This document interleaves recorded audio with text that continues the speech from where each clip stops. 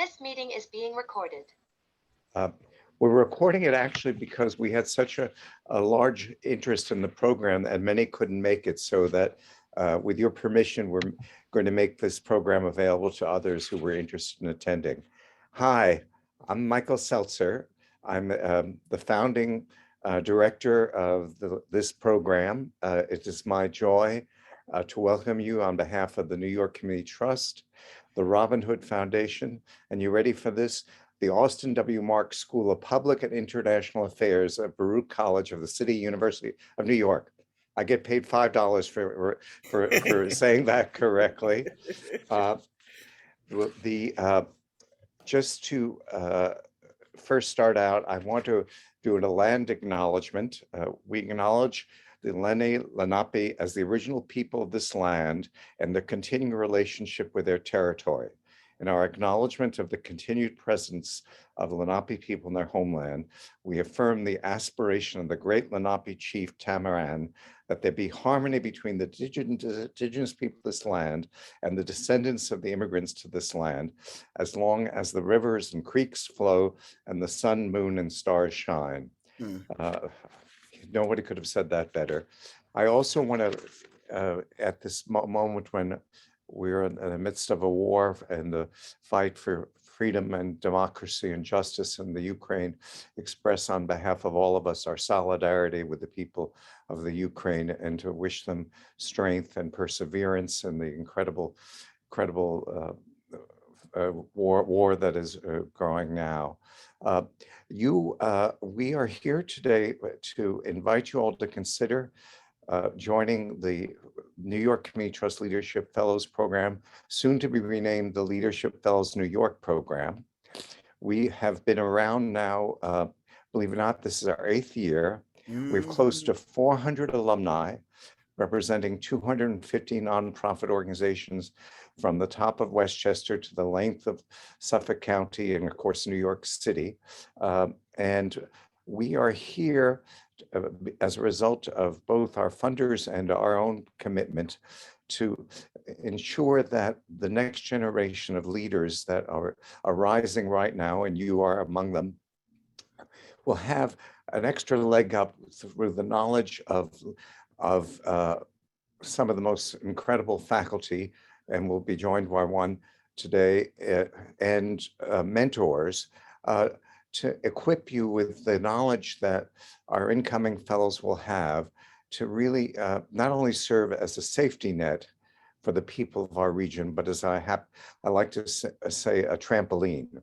Even our arts and cultures organization feed our soul, and all of you are on the front lines of in making this a more just city for all and a greater equitable city. So it's an honor to serve you in your search to ensure that you have to augment what you already know, the benefit of the knowledge and experiences of the senior leaders in our field and in our sector.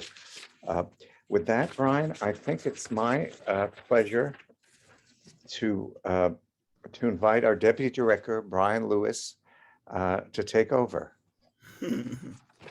Thank you, Michael. Appreciate that. Good afternoon, everybody. Good afternoon.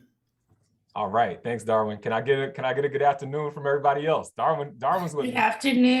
Good afternoon. Good afternoon.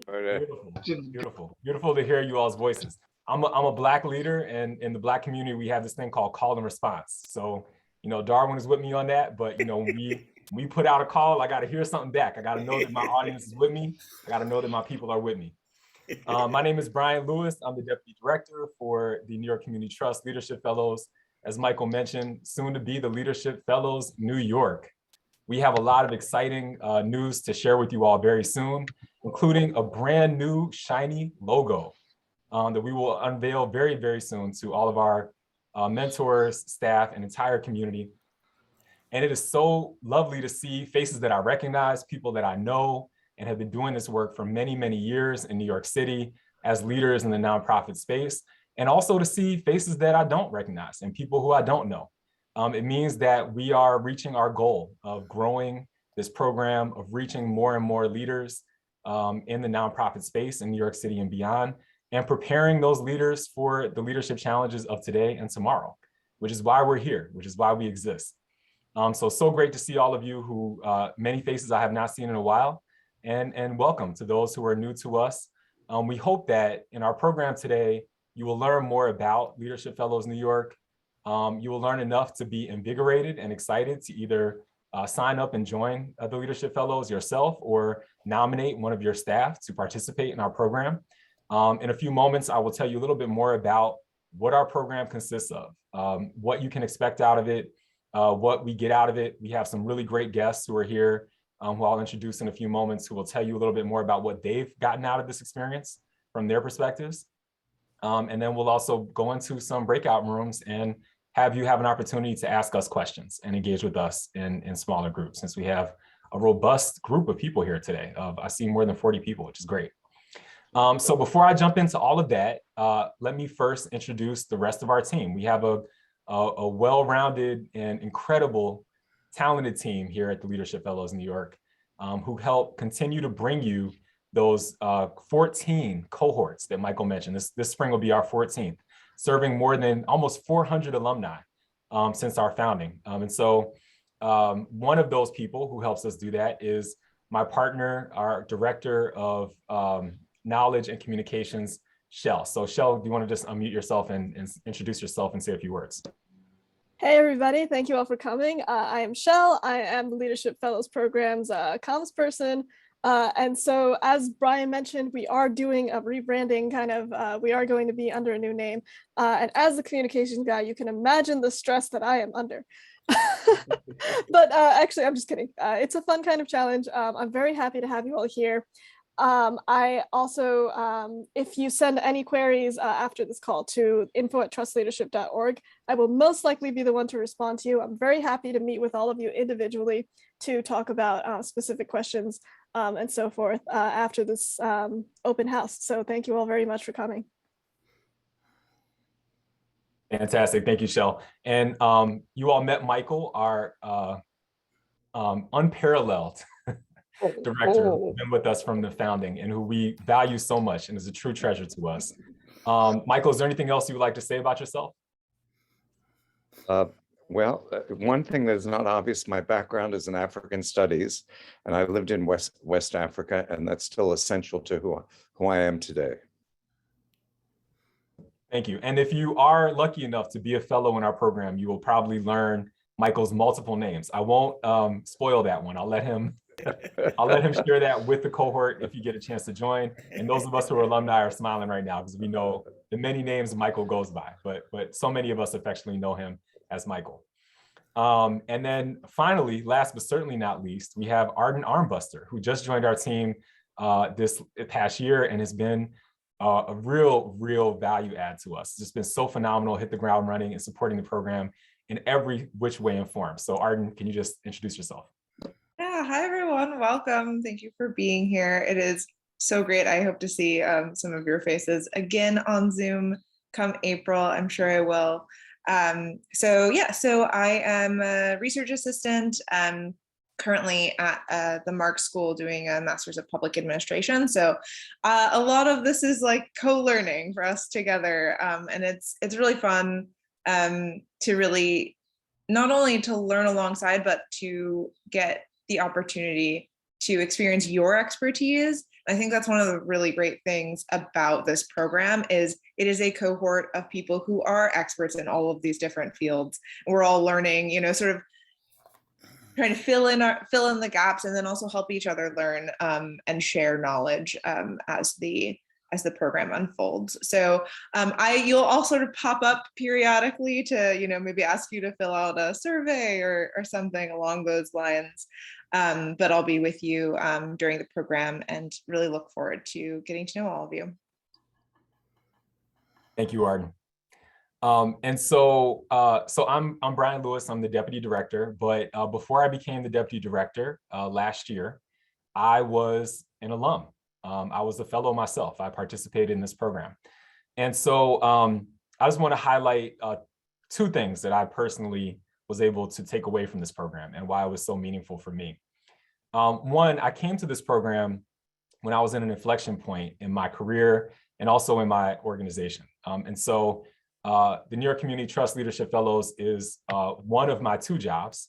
I'm also currently the Chief Program Officer at Exalt, which is an organization that works with young people who are involved in the criminal justice system to transform their lives and to turn their lives around, to lead lives free of recidivism, but lives filled with hope and joy and promise, and also to change the systems that they're engaging with. And so we have that sort of twofold mission. But when I came to the Leadership Fellows, I was still a program director. And I was really excited about the work that I was doing. I was engaged, I had a lot of skills, but I was fortunate enough to be nominated by our executive director, Giselle Castro, to get even more skills, support, mentorship, and to work on this change project, which was so critical to the growth of our work at Exalt. And that change project ended up really being instrumental in helping us to scale our organization, to triple the number of young people that we serve, while still tripling our revenue and saturating our message and the work that we do across the 5 boroughs in New York City. And so I got an incredible lift and support of help with that change project through this program. And so I can't tell you all enough how meaningful that was for me. And the second thing that I got from it is a little bit less tangible, but I think just as important. I got a sense of community. And Kalila, who is one of my fellows from my cohort, has come back to join us today. In a few minutes, you'll hear from her and she'll highlight some of the things that she got out of the program as well. But there were just so many eager, dedicated, talented individuals who, like me, were either already leading organizations or were poised to take on even greater leadership responsibility. And having community with those fellows, meeting the mentors like Darwin, like Lisette Nieves, who ended up also mentoring me, like Michael, and Michael likes to say we have a lifelong relationship. And so, we come into this program and the sort of unexpected part, but I think the part that is just as important, if not more important, is the family that you find here in the Leadership Fellows. And so, yeah, this program has really been instrumental for me, important for my growth and development into an executive leadership role, but also to support and help out my other fellow executive leaders, and especially those executive leaders of color. That's a special focus this program has and something we're particularly proud of. And so without further ado, that's actually a perfect segue to pass it off to my good friend, my colleague, Kalila Moon. Kalila is now the executive director of one of our sister agencies, Drive Change. And so Kalila, I'll let you take the mic. I can listen to you talk all day, Brian. And that's basically what we did in our fellowship. I am so happy to be here. Thank you so much, Brian, for inviting me and having me speak. And thank you, Michael and Shell, just for all of our relationship. I will say, yes, it's like a blood in, blood out type of relationship. And I'll talk to you a little bit about that in a second. So, I came to the fellowship similar. I was very much in this discovery period of my career. At the time, I was the program director of a program called New York Drives at Brooklyn Workforce Innovations. And I really was trying to figure out, where I was going to be going from here, right? I had been there for 6 years. It kind of felt like I was a bit talent stuck. And then additionally, you get stuck, you get into the work and you're not necessarily always in community with your own peers, right? You're often behind the desk. You're often the one that, you're sending out the email. Some of you might be doing multiple roles. So you're behind the desk and leading the class and calling the employer. You're doing all these things, but you sometimes don't have the ability to be in community with like-minded folks and build with one another. So, the fellowship program came. I saw Michael speak in Harlem at an event in Harlem. And then I just so happened to talk to Pat Swan as confirmation about the fellowship. And then my ED, Aaron Schiffman at the time, put in a word for me. So that was really great that happened. And it shifted and changed, changed where I was in my career. I left there. I will say I wrote down, funny enough, Brian, I wrote down community was one of the things that was really big for me. And that's something that I think that, the fellowship program prides itself on, bringing us all together. One of the things that you will hear is that, the fellowship program is really setting us up for we're like the next wave of leaders in our communities, and I think about folks who are who have been doing this work, who pound the pavement, who lay the foundation, and now they might be ready to go on international, House Hunters International and live somewhere on the beach, right? And so then we step up. It's our turn now, right, to take that. And it reminds me of us standing on the shoulders of those that have come before us. It also reminds that the fellowship program reminds me, and I think often we do this with our work, is that we're leading our participants, our young people, to water. And that's exactly what Michael and Darwin and those who are connected to the program, they're leading us to the water. And then we're taking it and drinking it, right? And so after the fellowship, I had gotten offered a job. I used to work at the door back in 2008 to 12, and I left. And then I went back to the door as the assistant director of career services, and then got a promotion and was a director of career services before I accepted the role as Drive Change, a new executive director. I started, it will be 2 months in March, so I'm still wet behind the ears. But let me tell you this, and I don't want to talk too long, but talk about the blood in, blood out, or meaning that like we're always here for one another. At every step of the way, I'm just going to shout out Michael for a second. At every step of the way, I've been able to send him a text message. He picked up the phone, and I wanted to run something by him in terms of a job offer, or look at what they're asking me to do, or I'm not sure where to go with this. And he helped me think things through. I mean, at one point I turned one job down, and Michael connected me to some other people. But we were talking things through, and he didn't have to do that, right?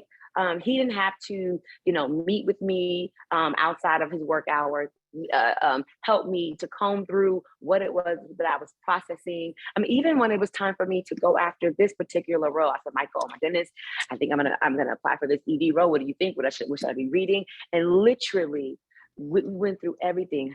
The application process, what they were looking for, where I was in my, where I was in my interview. And after talking to my mom, and after reaching out to some friends, I called Michael, right? Because he was there when he picked up the phone and when it was time for me to apply for this role. So it only felt, fitting that he be the next person to know that I am moving. I am essentially, and Brian too, and all the others are a manifestation of the work that they're doing and putting out there. I just want to thank you amongst all the folks that are here. And I'll give you your flowers to the moment I have no breath. Thank you so much for all the work that you have done and poured into the fellows. So yeah, that is what I have to say. Hopefully it's not too preachy, but yeah, I will show up to any of these any day.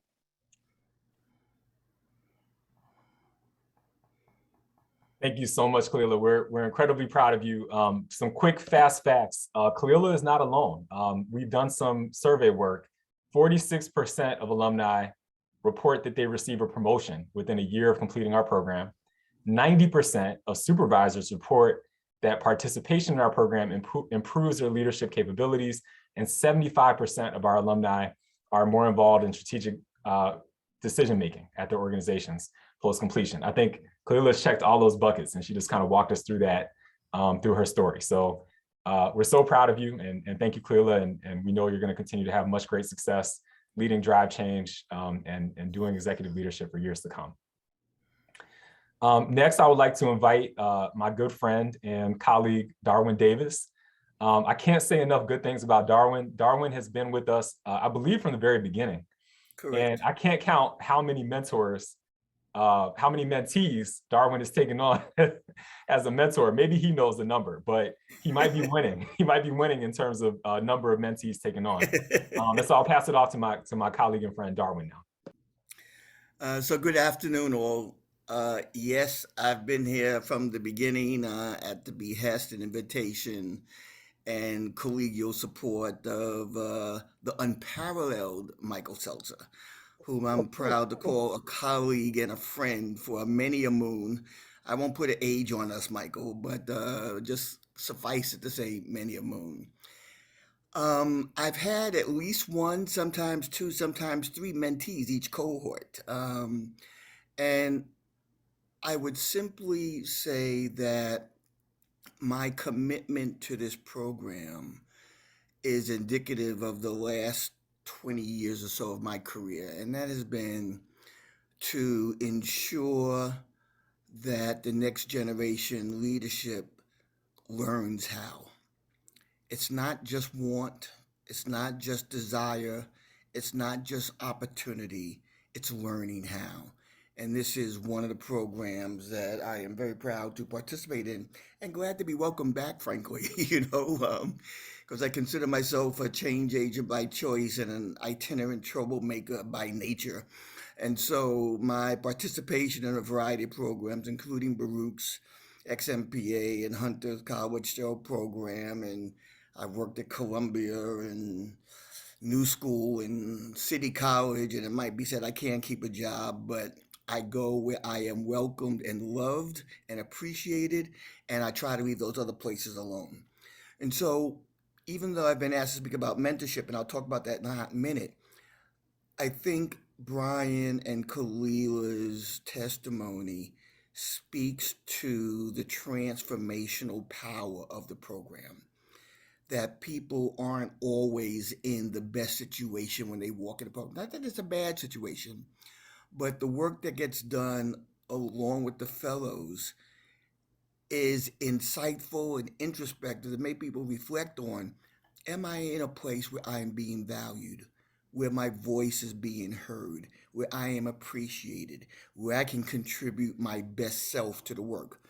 And half the time, maybe not quite half, but close to half the time, the answer is no when people move, and that's a good thing. It's good to be in a place where you are appreciated and welcomed, right? Well, I go someplace where they say, oh man, here comes so-and-so again. Oh my God, you know what I mean? That's not a good place to be in, right? And so the mentorship role and the mentee role, I think nonprofit people are curious by nature because they're in the service industry and they recognize that serving people requires a wide bandwidth. And it's not just a single thing that I might be expert at, but how do I tap all the other areas that my customer, my client, my participant might need? And so in that regard, I've always said that there's more intelligence in the room than at the front of the room. And that is part of your responsibility to mine the social capital that exists in the room. You are now about to join 400 other colleagues, transformational agents, aspiring CEOs, etc. That's a good thing. That should be part of your social network. You should explore and use and contribute to that social capital, whether it's in your cohort or others. That's part of the mentee role. Secondly, choosing what you need versus what you want. We all have all kinds of wants. You know, I want to hit the lotto. Am I living my life like I've done that? No, I'm living my life within the means that I have, right? I mean, that's the only common sense way to live life. So rather than choosing a mentor that you like or resonates with you, and those things are important, it's important to look at the skills that you need. And the Trust Fellowship Program has done a phenomenal job at matching what people need and the mentors that exist out there. And I don't know the new number, but the old number I'm familiar with in terms of mentors is about 75, right? And so there's a broad group of talent that you have to tap to advance the skill sets you need to move your career in the direction you want to move in. And I would emphasize making a choice based on that, right? And so post that decision and post that request to Brian and Shell and Michael, it's really about following through on the commitment of the meetings, right? The meetings are collegial, they're friendly, they're not didactic, they're about your growth and development, right? And so some people have needed financial acumen, other people have needed emotional intelligence, development. Others want to know how to work with boards.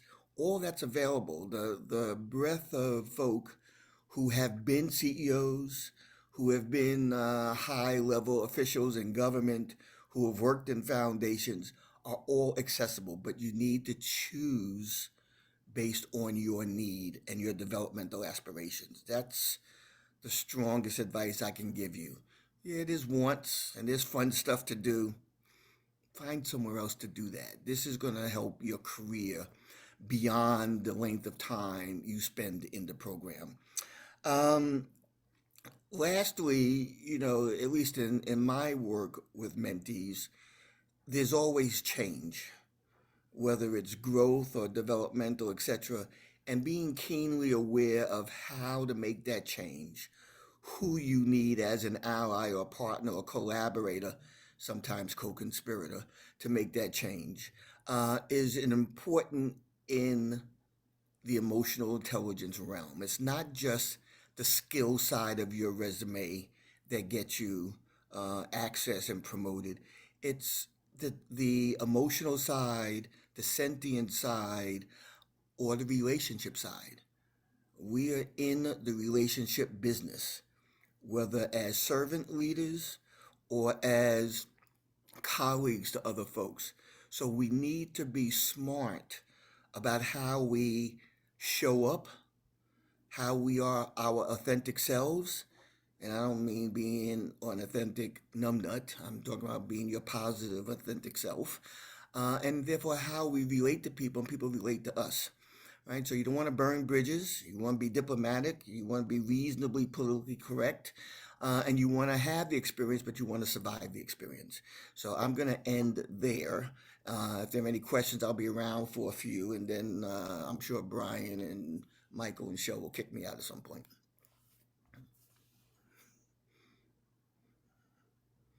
Thank you, Darwin. No, we won't kick you out. We want you to stay as long as we can have you here. So what I did was I dropped in the chat box a link to our mentors pool. And so let me just zoom out for a moment and recap at a high level all the things that are involved in the participation in the Leadership Fellows. So the first is 70 hours, 70, of comprehensive, immersive leadership development and skill building through courses that right now are taking place through Zoom. And so we will be on Zoom once again for the spring cohort on Thursday and Friday mornings from 9 a.m. to 12 noon EST. So in these sessions, we cover a range of things, but generally these topics follow around 5 themes: leadership, management, financial management, communications, and resource mobilization, or as many folks know it, fundraising. And so we have some of the best faculty, we believe, in the world. But I mean, we're in New York City, so of course we have the best faculty. We're going to have the best faculty in the world in New York City, teaching these subjects, right? And so talking to our fellows, having them run through modules, acknowledging that our fellows themselves are too experts in the space. And so we're utilizing a framework of adult pedagogy, a framework of critical pedagogy, to tap into the knowledge and expertise that the fellows already have and to build on that, to make a constituent sort of universe of knowledge that can be carried out and taken through the space, and skills that can continue to be practiced, continue to be honed to build those leadership capacities that we've been talking about. In addition to those 70 hours in courses, there's also, and you heard me talk about it a little bit earlier, a change project. So every fellow that comes to the program is working on a change project. The change project is specific to the fellow, is specific to the organization, the needs of that fellow. And it is about transformation and advancing. And so the change project will be supported, in those courses, but also through the mentorship that Darwin was just outlining and maintaining. Which brings me to the other thing that people get, a mentor. And so if you look at that link that I just put in the chat, you have your choice. You are able to select a mentor from that pool. We also, in rare circumstance, are able to connect you with a mentor from outside of our pool. but within reason. You know, we love Michelle Obama, but I don't think we've ever been able to land Michelle Obama as a mentor. We got the next best thing. We're bringing you Darwin Davis, right? So there you go. And so, you know, you look at our mentor, we have some of the best, most incredible leaders in the nonprofit sector. We're very proud of the diversity of our mentor pool in terms of racial diversity, nationality diversity, and also diversity of knowledge and experience in the space. And so what you're getting is support with your change project and those mentor sessions that Darwin just named. You're also getting support with professional growth and career trajectory. So there's a lot that mentors are bringing to you in these meetings. You get 4 meetings with that mentor for 45 minutes to an hour each. Again, all those meetings can happen through Zoom. Lastly, but certainly not least, you get leadership conversations. So 2, maybe 3 times over the course of the cohort, and it may even happen beyond the cohort, you get access to some of the leading voices in the nonprofit sector. We just convened a leadership conversation on mental health for last month with Dr. Michael Lindsay from NYCTLF Center. It was a phenomenal conversation. Prior to that, we had Dr. Lisette Nieves, who's the president of the Fund for the City of New York. We've had, leadership conversations with Wes Moore, who is the former president and CEO of Robin Hood Foundation. We've had some of the best and the brightest in those conversations. And we're excited that we'll be announcing our leadership conversations for April, for May, for June. And those are conversations that are specifically targeting our fellows and for our fellows. So those are intimate conversations with leaders in the nonprofit sector and space. So you get the courses, you get a mentor to support you with your change project, you get leadership conversations, and you get a certificate. You get a certificate from the Baruch School of Public Affairs, Austin Marks School of Public Affairs, upon completion of our program. And so in addition to the community, the family, all the great things that you get, those are some of the tangibles that also come out of this program. And I just wanted to make sure that you all understood the structure, and we highlighted that aspect as well. And so, okay, it is 12:33. Can I just jump in and also say this? Yeah, Because please, it might feel like 70 hours is a lot, and like I don't have enough time. And when I was doing it, it was 1 full day, and so you had to try to get everything done within those 4 days of work. But like that time that you gave yourself, it was so meaningful and valuable. Like I literally looked forward to my Friday, right? And now would be your Thursday and Friday. And I would even suggest that if because it's at Zoom, making sure that you're in a space that you have uninterrupted time. Like this is your time, and so like your whomever it is, your boss, your board will approve everything. And so if that means that you come into work at 1, you come into work. Like that space is for you and for your development and growth. Because oftentimes we're so focused on everyone else that we forget about ourselves. So I think it's really important to make sure that we take up the space and take the space we need. But like, again, I look forward to the days that I can be in the room with Brian and my other fellows, just so that I can hear folks speak and learn from them and learn from Darwin. So again, I can't say it enough. And then the conversation, right? Wes was there. Kelsey was now the ED at the door, but it was that Gay Men's Health Council. I think I just said the name wrong. But at any rate, like, will give us all of the knowledge, all the tea, as the young folks would say. And it was great to be able to just pick their brains and ask questions when, the questions that we don't really get to ask some of the folks in these positions. So yeah, I just wanted to share that before you guys transition. Thank you. Thank you so much for that, Clearly, because you also reminded me of something else very important that I did not mention, which is that this program is effectively free. It does not cost anything to grantees, so people who receive funding from the New York Community Trust, grantees, people who receive funding from the Robin Hood Foundation.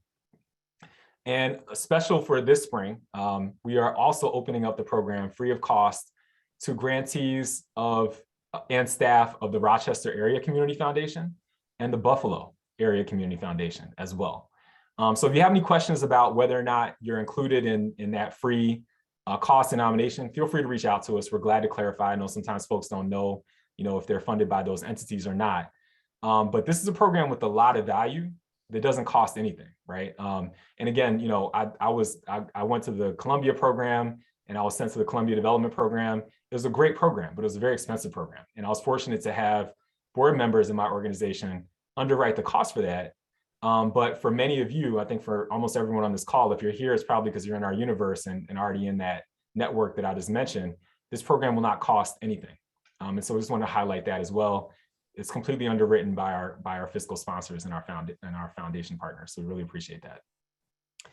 Okay, so it is 12:36. We still have 76 people. We didn't lose anybody. Oh, by the way, I know it's lunchtime, so feel free to eat. You know, if you gotta turn your camera off and eat, you want to eat while you're here. We'll brown bag it. We can all eat. This is a space to eat and sustain ourselves.